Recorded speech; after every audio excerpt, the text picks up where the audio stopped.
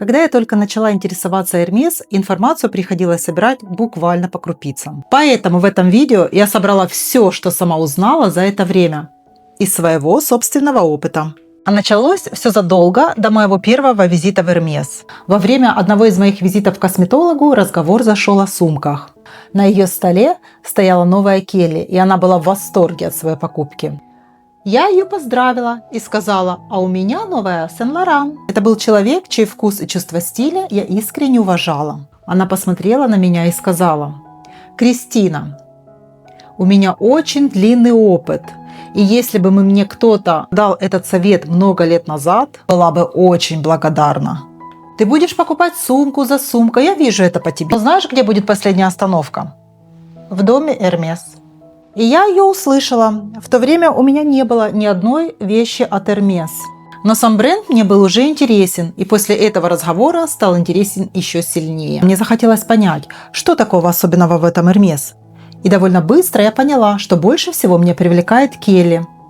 Келли для меня никогда не была сумкой на каждый день. Я всегда ее представляла на красивых вечерних ужинах, путешествиях, для красивых вечерних выходов.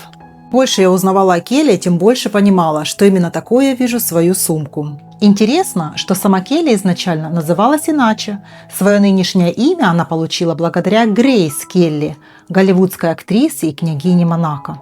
Однажды она использовала эту сумку, чтобы скрыть от фотографов беременность, и снимок облетел весь мир. После этого за сумкой окончательно закрепилось имя Келли. Во время одной из поездок в Лондон я зашла в бутик Hermès. Мне хотелось увидеть Келли вживую. При входе консультант спросил цель моего визита, и я ответила, что хотела посмотреть Келли и заодно выбрать что-нибудь для себя. Консультант вынес сумку, и я смогла спокойно ее рассмотреть. Я сказала ему, что мечтаю, чтобы однажды у меня тоже была такая сумка. В ответ он лишь тяжело вздохнул. После этой встречи мне захотелось разобраться в этом мире Hermès немного глубже. И очень быстро я поняла одну вещь. Большинство людей сосредоточены, как получить Келли. Но на самом деле вопрос должен быть другим.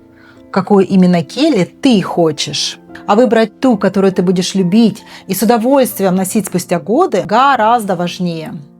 До начала изучения темы мне казалось, что Келли – это просто Келли.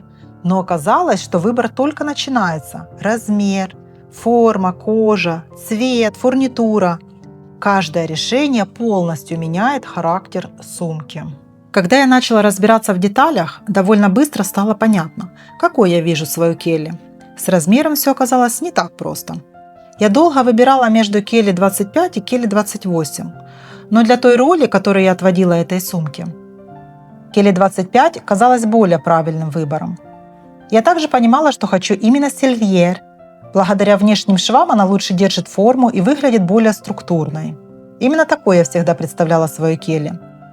С цветом я тоже определилась довольно быстро. Это должен был быть черный. Noir. На тот момент мне не хватало именно базовой черной сумки в гардеробе. После Лондона я пришла в бутик Hermès в Осло с совсем другим пониманием бренда. Меня встретила очень приятная, открытая, располагающая к себе консультант. В тот день я сделала несколько покупок, а еще познакомилась с человеком, который стал в последующем моим постоянным консультантом в Hermès. Общение было настолько легким и естественным, что в какой-то момент я решилась спросить: а как вообще можно получить Келли? Оказалось, что зарегистрировать ее сразу нельзя. Для этого назначается отдельная встреча, на которой обсуждается сумка и ее конфигурация. Мы договорились вернуться к этому вопросу позже. Честно говоря, в это время я и не спешила никуда. Спустя некоторое время меня пригласили на встречу для регистрации Келли. Это была отдельная встреча, которая проходила в бутике Hermès в отдельной комнате, где мы обсуждали мою будущую сумку. На этой встрече меня спросили, какую сумку я хочу, Келли или Birkin.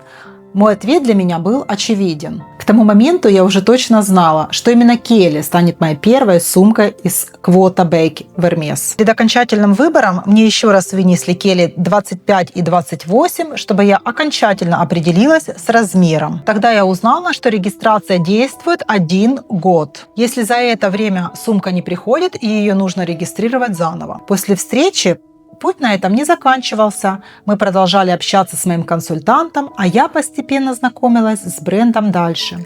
И мне оставалось ждать того самого звонка. Прошел ровно месяц после регистрации сумки, и однажды раздался тот самый звонок. Консультант сказала, что пришла для меня моя Келли. Причем именно та, которую я заказывала в своем первом приоритете.